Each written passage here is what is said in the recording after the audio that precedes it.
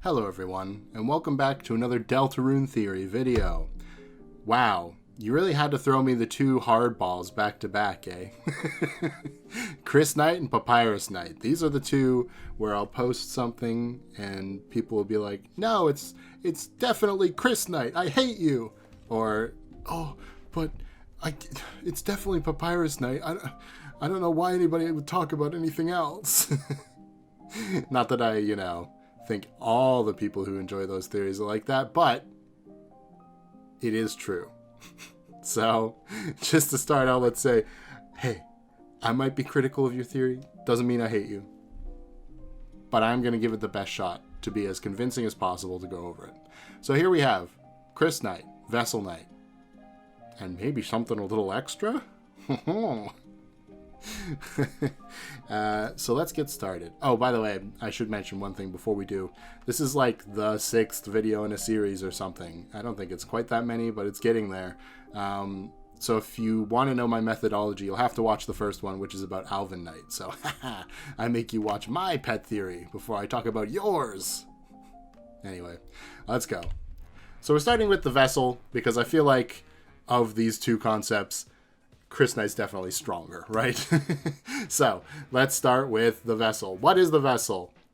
A goner? The sequence where we make the Vessel is called Goner Maker, and the Goners are these characters from Undertale. They usually have something to tell you about Gaster, who are like all grayscale like this. The Vessel's like almost the same color. It's got some like brown on it as well, but that's like really the only difference. And they only show up for fun value stuff, so that's why they've got links to Gaster. Some of them just straight up are called Gaster followers, so that's also a connection. But are they Lighteners? It's a good question, because are they even really alive? We don't really know. We know pretty much nothing about them. I mean, we never completed our Vessel, so does that make it a living person that has a soul? I don't know.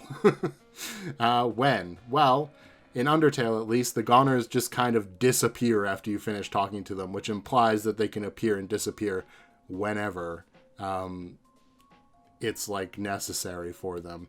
So it's kind of the same as the ghosts. They could do it at any point and show up with no problem. Where? Well, both locations are related to us as the player, because that's where we're going as Kris. So if the Vessel has any, ill feelings about being discarded, then maybe that's why they would choose those locations to make fountains at. And motive? Well, revenge? Like, is the Vessel trying to take us back? Like, is it incomplete without the red soul? In which case it wants to beat up Kris? Maybe in the Dark Worlds it can live freely, but the Knight seems to leave the Dark Worlds before we get there, so that doesn't really make sense.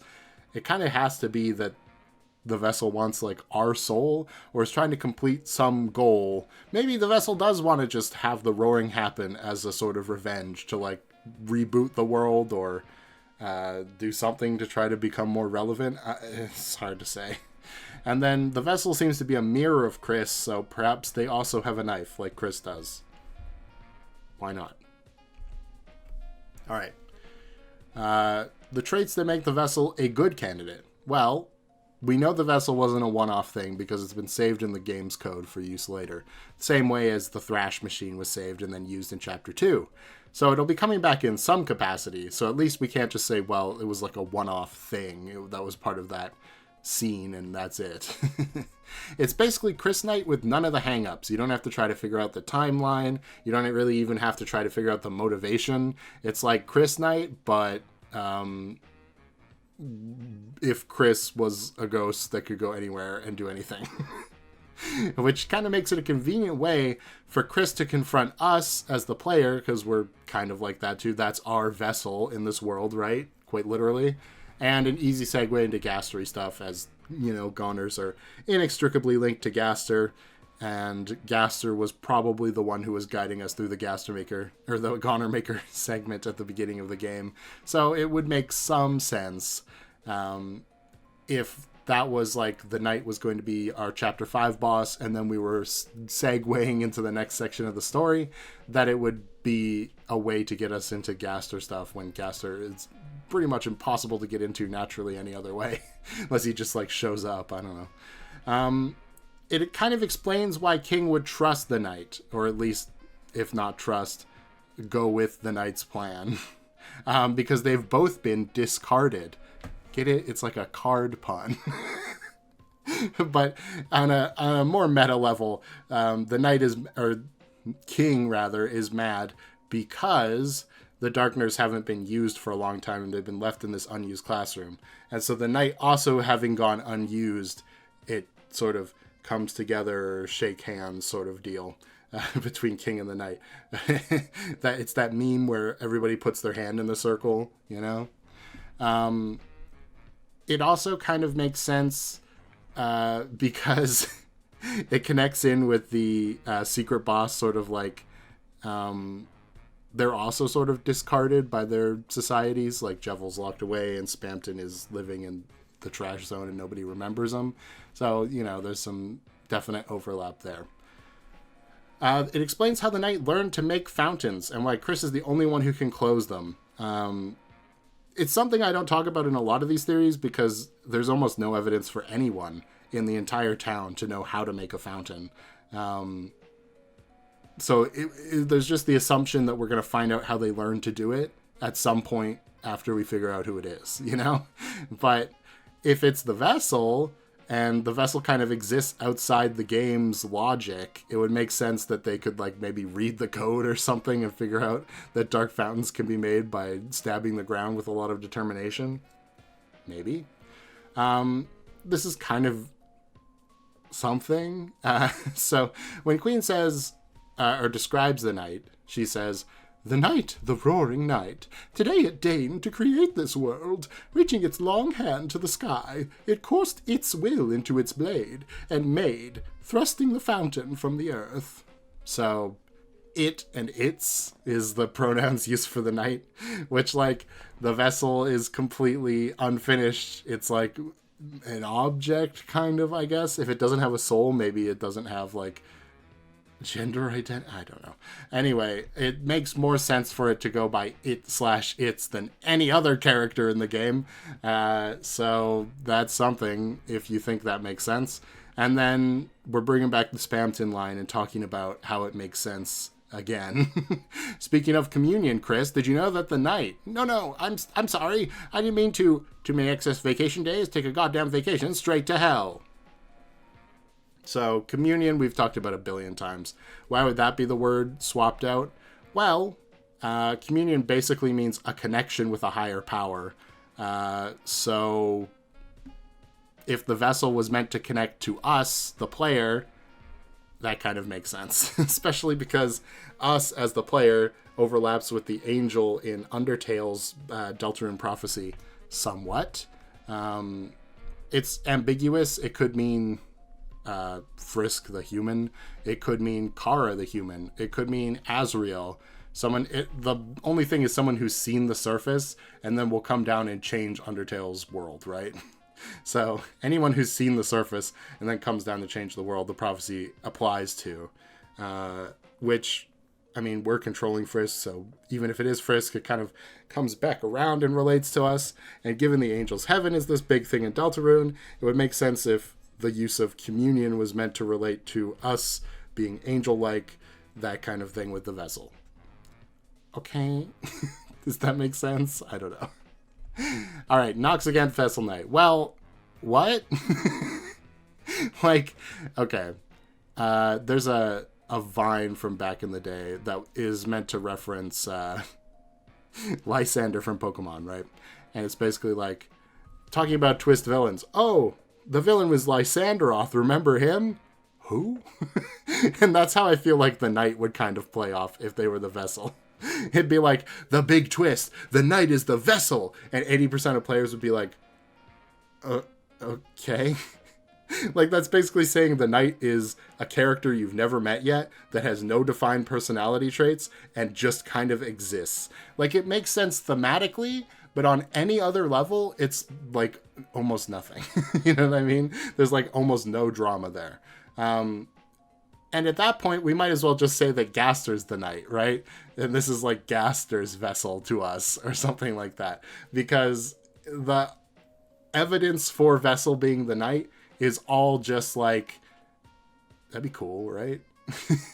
Like, at least with something like Papyrus Knight, we have some thoughts on what Papyrus is like. Even like Alvin Knight, same deal. We've at least seen some context for Alvin to sort of build a storyline off of, even if most of the evidence is circumstantial. But for the Vessel, their only trait is being a blank slate with multiple options of what their personality could maybe be like depending on our choices. So it doesn't seem like this theory is anything more than being like, that'd be cool, you know? Anyway, if half of the benefit of the Vessel Knight is basically being Kris Knight with no hangups, then why not just do Kris Knight? The hangups aren't even that bad. And we've already seen Kris create a Dark Fountain. So if you like Vessel Knight a lot, you might as well just, you know, jump on the train of Kris Knight. Because why not? Does it tie into the themes? Now, this is the question, right? I think the strongest point of Vessel Knight is that it ties into the themes of control and your choices don't matter, because that's literally the line that happens after the vessel is discarded. It says you don't get to choose who you are in this world. But like, does the vessel play into that if the vessel is alive? Because I don't know. It almost seems like if the vessel does have the power to make these dark fountains and shape our story, then the choices of this character explicitly do matter, right? Like, if the vessel was completely discarded and had like a last second chance to get an attack off at us in revenge as like a secret boss or something, I can understand that. However, as the main villain of the story, it doesn't make sense, in my opinion, anyway, I guess. Because it's essentially going against the whole point of what we're trying to say. And who knows, maybe by chapter 5 or 7, whenever we face the knight, that'll make sense that it'll be going against all the established themes so far. It'll be meant to sort of break that trend.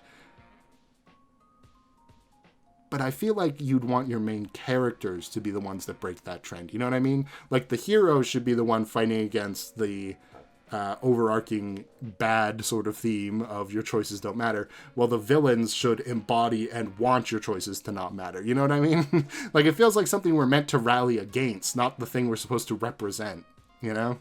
Like, we're not supposed to... In the story where the vessel is the knight, and they are using their freedom to make this story happen, and like even to endanger the world, it feels like it'd be very weird if the moral of the story was that people should not have choices, which would basically be what it boils down to if the good guys are trying to stop the bad guy from gaining freedom. You know? It seems weird. And then the huge story cost, which I've already kind of intimated a little bit, but the vessel has no character. Explicitly, that's its purpose, is to be a blank slate for us, right? So having a non-character be the main villain seems like a pretty big story cost.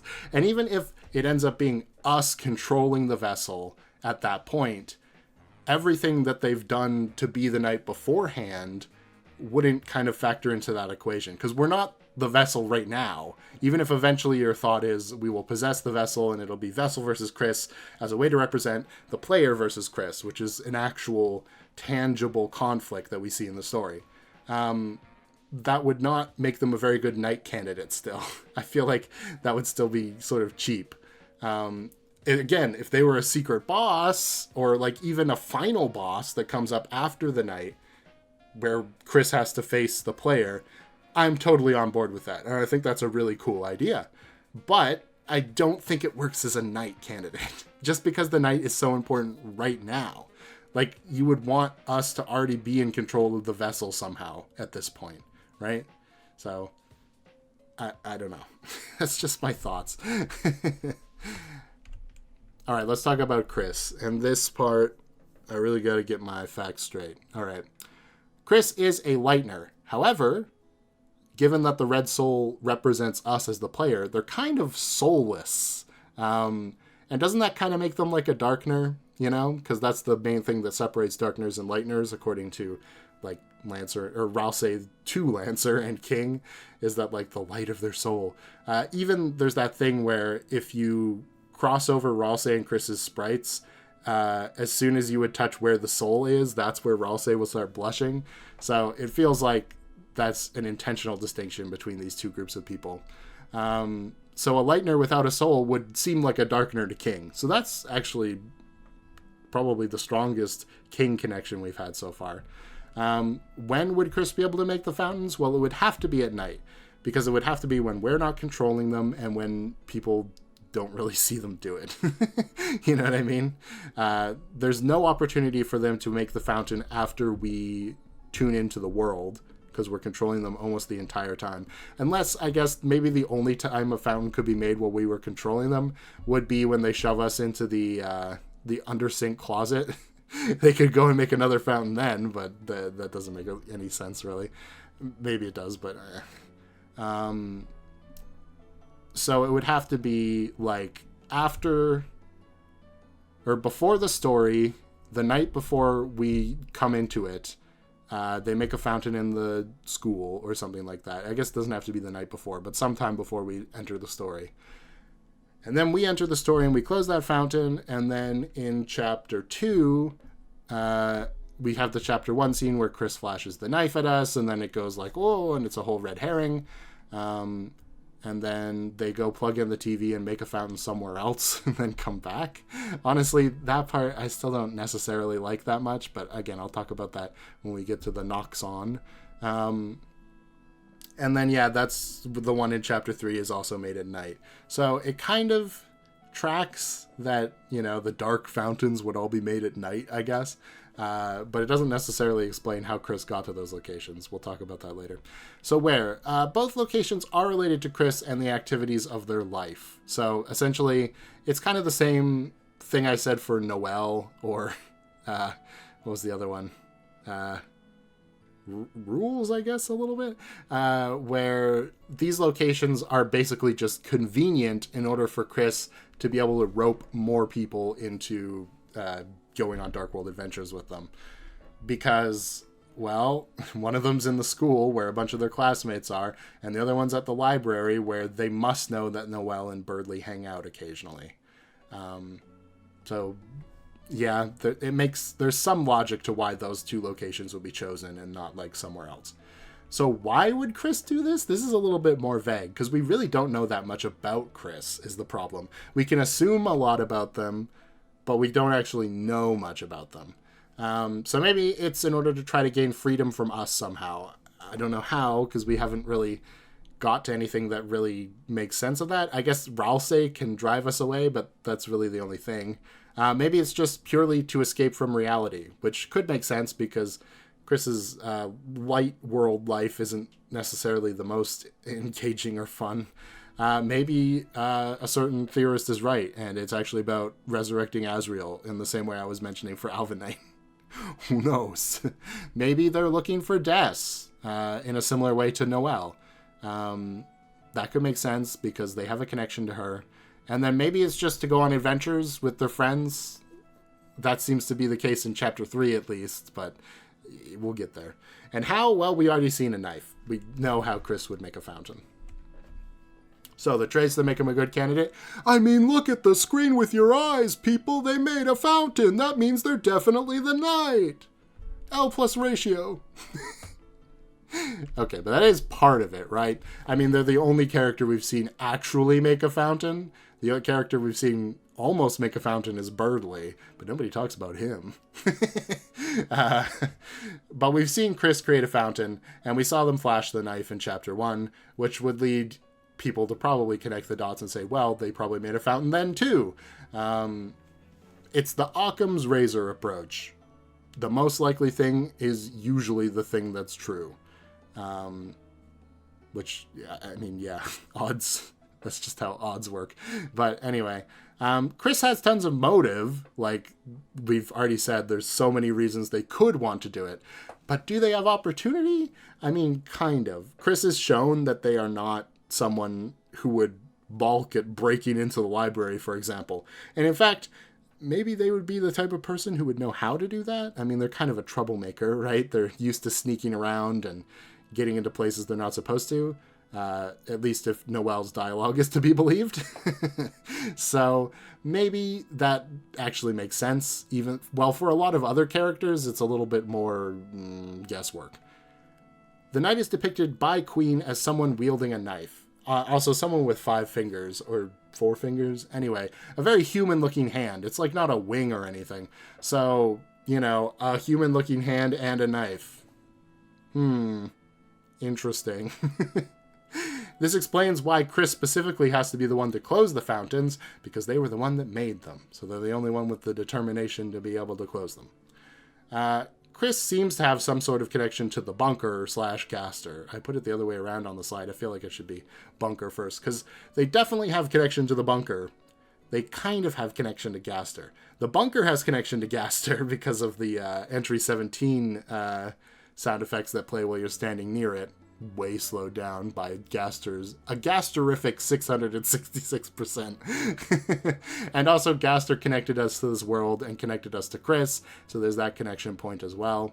So, you know, if Gaster is a huge player in the story, then Kris is connected to them. And Kris is the main character, so like, if anyone was going to be the twist villain that we know well, it would be Kris, right? It'd be like Kris, Susie, or Rousseau, and neither Susie or Rousseau really makes sense, so Kris is probably the best one. I mean, it's practically a mystery trope to have the main character be the one who did the murder or whatever. So, there we go. And the thematic consistency is on point, right? Kris embodies both the themes of freedom and escapism, which are the two big things pulling at Deltarune's story. They want freedom from us, and they want escapism from their bad life, or at least less cool life.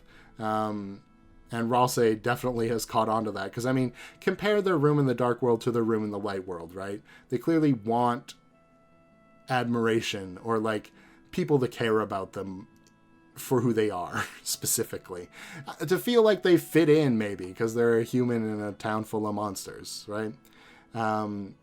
That seems to be a pretty strong sticking point. And so it kind of makes sense, given the themes of the game, that they would be the knight. But alright. Here we go. Nox against Kris Knight. Let's start with the first one. Timing. Now this is kind of pedantic. People have pointed out, like, oh, well, maybe it's just game logic. But I have to go over it anyway, because it is kind of a big deal. So, in Chapter 1... Kris would have to go and create the unused classroom dark fountain during the night at some point before we've, you know, entered the world. And there's a little bit of issue I have with that in a couple ways. One is that it seems like the power of the red soul is the thing that is closing the fountain. So if one of the strong points is that, well, Kris has the same power to close them because they open them, then that doesn't really actually work because they wouldn't have had that soul before then. Or maybe they did because of the bird cage. It's very weird. Like, I don't exactly know how that all works, because the bird cage is already bloody and in the wagon before the first time we see Kris tear the soul. So have they done it before? And if so, why? Because we presumably weren't in control of them. Were they just practicing for when it became a problem? Like, did they have some foresight this was going to happen? I don't know. But anyway, if the red soul is something that is needed to make a fountain, which I don't think is the case, because Chapter 2 kind of proves that Kris can create a fountain without the red soul, because they literally do that, it is a little weird. Now, the actual timing thing comes in Chapter 2, because when the Dark Fountain is supposedly made according to Rousseau, we are in full control of Kris. Rousseau, when we enter Chapter 2 in the cyber world, when he shows up, he says he sensed the presence of a new Dark Fountain, which would sort of imply that the Dark Fountain was just created, right? And it could have, we just left Rousseau in the castle town. So, in the time it took us to go from the castle town to the library, a dark fountain would have had to have been created. And we were in control of Kris that whole time, so it would be impossible. Unless they set up some sort of like Rube Goldberg trap to create a dark fountain by dropping the knight in the or the knife in the closet, and somehow that all works out still. It just doesn't make sense, right? Now, the argument for why that would work would be that Ralsei is just lying to cover for Kris, which isn't absurd to think about. I mean, Ralsei's clearly selectively telling us the truth already, because he didn't tell us about the roaring right away either. But it is, half of the strengths of Kris Knight is what's literally happened in the game supports it. So I feel like it's fair to say what's literally happened in the game also doesn't support it in some ways as well. So, something about a scrapped opening. I tried to look for this tweet and I couldn't find it. I swear it was a tweet, but I don't know. People have brought this up in theories all the time, so I'm pretty confident it was real and existed. But it was something along the lines of Toby describing his original idea for a Deltarune opening, which was sort of like an anime-style cutscene or whatever, where everybody'd be like running up the stairs and then they'd see the knight at the top.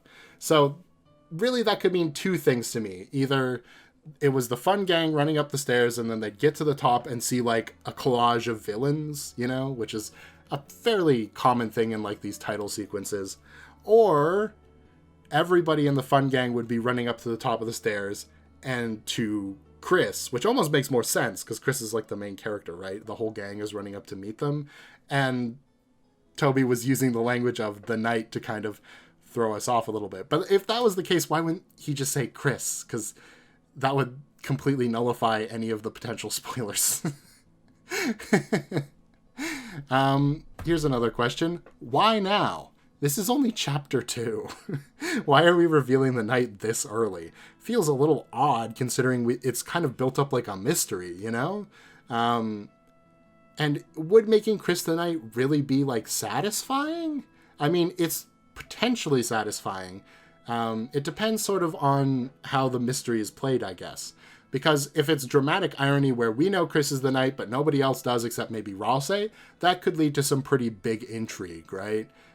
We get a closer connection with Ralsei because Ralsei, we can now see their his conversations with Kris, and then it's like, oh, they were talking about being the knight the whole time. That's why we couldn't see it until now.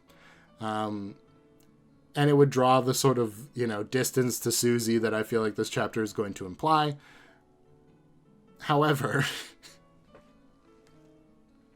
what's the end game then? Is the end game of the plot like a liar revealed story where everybody finds out Kris is the knight and then like hates them? And you have to fight Kris at the end? Again, there's like something, it's like almost to the point where I'm like, that sounds cool, but like not quite. People complain all the time about how liar revealed stories are like overused because it's just like the easiest thing for creating drama is for one character in the group to be lying to everybody for like no reason. Like, I don't know, if Kris was the knight and they told Susie right now, I don't think Susie'd be like mad, right? They'd be like, oh, no, I get it. I would make fountains too if I was in your position, So, I don't know. I just don't know if that exactly works for me. And then the too obvious point is like, oh, so the thing in chapter 1 was supposed to reveal that Kris might be the knight. And then in chapter 2, Kris is the knight. And so, like, what's going to be the hook now? People finding out Kris is the knight, I guess? I don't know. It just sort of feels like, why even build a mystery there if you were going to reveal it so early?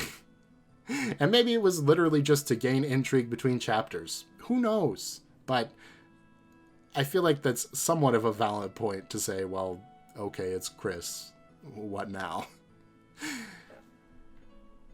King? Okay, so King trusting Kris because they're kind of not a Lightner makes sense.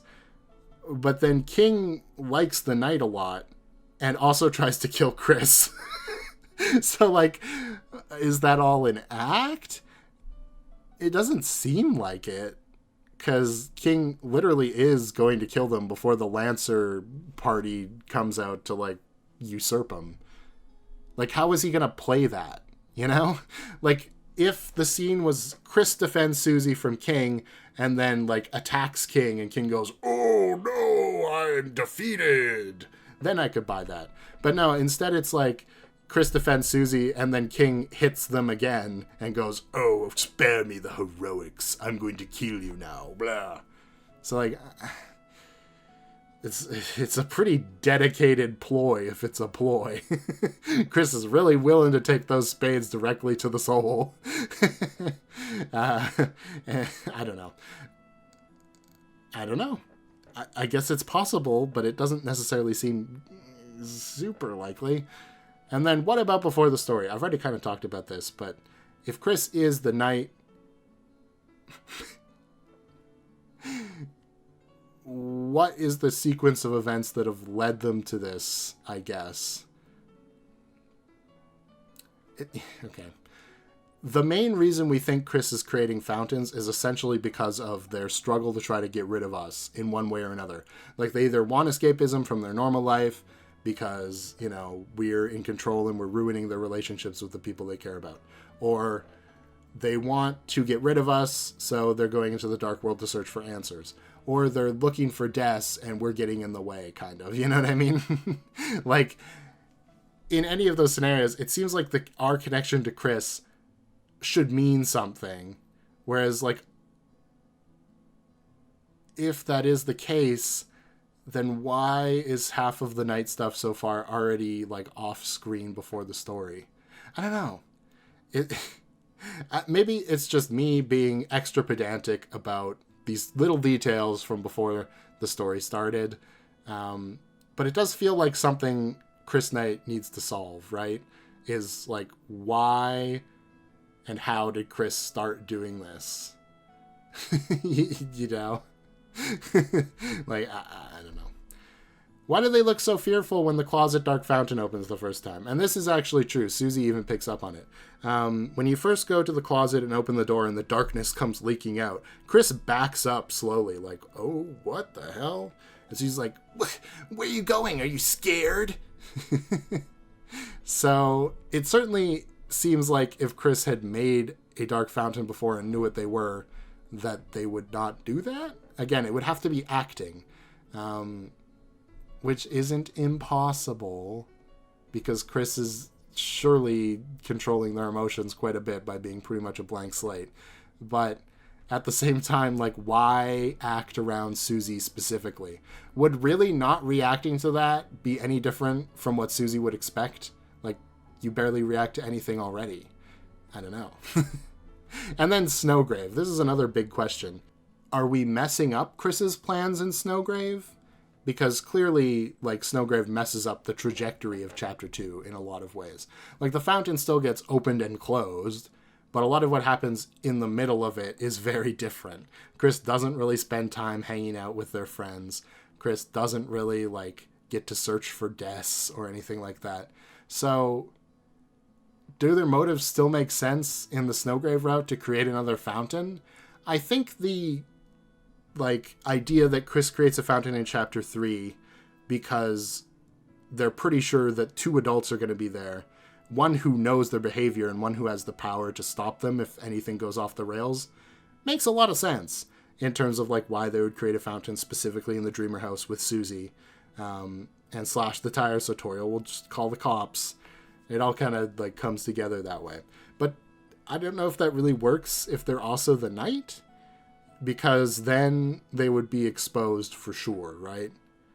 It feels really dangerous for no reason to make a fountain with your own mother in it.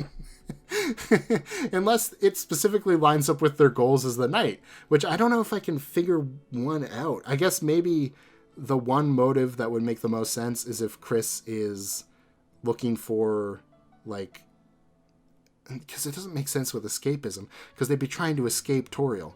You know? Toriel's overbearing parenting and not understanding them. It doesn't really make sense with the Des. Well, maybe it does with the Des thing, but why would Des be lost somewhere by the Dreamer house? I don't know. But that's kind of my thoughts, okay? I used to be a big Kris Knight hater. I'm not that much of a Kris Knight hater anymore. I think if it's the truth, it will be interesting, because Toby will find a way to make it interesting. A lot of the Kris Knight theories people have put out so far I don't find particularly interesting, but I trust Toby to do so.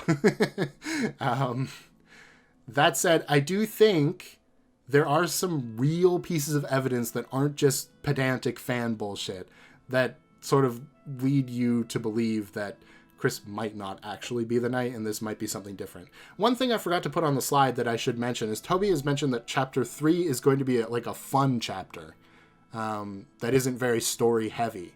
Which you'd think if Kris is the knight, this would be very story heavy. That's kind of like reading into things a lot, but I do think it's something to consider, right? And in chapter 1, we had a red herring where we thought Kris was going to start murdering people, and then it turned out they just went and ate some pie while watching TV or something. Whereas in chapter 2, now we've got this red herring that they're creating a dark fountain, and so everybody thinks they're the knight, and then it's going to turn out to be something else. That would make sense at the same time, right? Like, it wouldn't be, like, uncalled for. It would literally be a pattern that's happened already. So, I don't know. I'm torn. I think Kris Knight has just as many good points as it does bad points, personally. And while I think Kris definitely has some bigger things to dig into in the story, I don't know if being the knight is the way that we're going to do that. Is probably my best way to talk about it. A lot of people in the comments have sort of intimated the same thing about some of the other theories. Is basically like, oh, Noelle's definitely got this stuff going on, but I don't think the knight is the way we're going to explore that. You know what I mean? And that's kind of how I feel with Kris. All right, but this video wouldn't be over without a crazy theory. So who else have we talked about a lot in this video that's related to all these concepts? Ah, it's me! And by me, I mean you. And by you, I mean the player. So I already talked about the Spamton line. Speaking of communion, did you know that the knight, communion means a connection with a higher power. So Spamton might have been trying to say, speaking of communion, Kris, did you know that the knight is someone who is connecting to our world, or something like that? Is a higher power from heaven, or whatever Spamton would say. Our connection to this world is what makes it real. Therefore, when we give up, it returns to darkness, which is something that's said by, kind of, it seems like Gaster, or whoever's running the survey program, quote unquote, when you refuse to try again after dying. In chapter 1 specifically, I do believe. Although maybe it happens in chapter 2 too. I don't know. So, in that way, like, the knight would be gone, the story would just end. And therefore, you know, we would never get to the, like, end point of what the story is supposed to be. Because we're not there anymore. So the world would just return to darkness or, you know, thought, imagination. Interestingly, the 3 members of the Fun Gang, the members of the Prophecy, are the ones who are able to resist us. Kris undoes the fountains and is opposed to us and can rip out the soul and then retake control of their body, right? Susie is able to oppose all of our wishes. Anything we choose in a dialogue box with Susie, she can just say whatever she wants. And in fact, she almost always does, I do believe. Does whatever she wants. Ralse is able to send us away and have private conversations with Kris and is clearly hiding things from us for some reason. So interestingly, if we are like the big bad of the story, right? The 3 members of the Fun Gang are specifically the 3 characters that can resist us. Well, someone like Noelle, who isn't part of the Prophecy, cannot. And we force her to do a bunch of stuff against her will, basically. So yeah. We have angel connections, and the Fun Gang is prophesied to destroy the angels' heaven. So perhaps what we want to happen isn't allowed to happen, and that's what the main characters are going to try to stop. And that kind of makes sense because there's only one ending to this game, right? So maybe it won't be particularly perfect. Like, you know, it won't be true pacifist. It'll just be neutral. And so no matter what we do, it'll always end up this similar way. Because, you know, we're the bad guy. And then the thematic connections, I mean, they're off the charts. I already talked about, like, how Kris connects to freedom and choice, but, like, they connect to freedom and choice through us. Like, we're the ones that are connected to their freedom and stopping them from truly being free. And we're also the one making all these choices that don't matter. So, you know. Okay, this one's probably my weakest crazy theory yet. But, I don't know. In some ways, it shares a lot of overlap with the idea of Vessel Knight. So I wanted to say it as well in this video. It's kind of like the same idea, except without the vessel being specifically our... I almost said vessel. That would have been... I mean, apt, I guess. Without the vessel specifically being our vessel in the world. Like, we're like an eldritch god to the characters in the game, and they have to defeat us. Very JRPG-like, right? I don't know. Anyway, I hope you enjoyed this video. If you did, like and subscribe. I'm sure I didn't cover all the points on Kris Knight, or all the points on Vessel Knight. And part of the reason for that is these are very talked about concepts. With something like the Undertale Knights, I can very quickly grasp them. You know what I mean? But these two, they might be the most debated in the fandom. Other than, I guess, the big four would be Papyrus, Kris, Alvin, and then Vessel or Gaster. Which Vessel Knight to me is basically Gaster Knight, just because it's like, oh, it's the one who's like behind the scenes in the code creating the fountains. I don't know. That's my experience anyway. And so I'm sure I've missed stuff that you will tell me about in the comments. Once again, thank you for watching, and I'll see you guys next time. Bye-bye.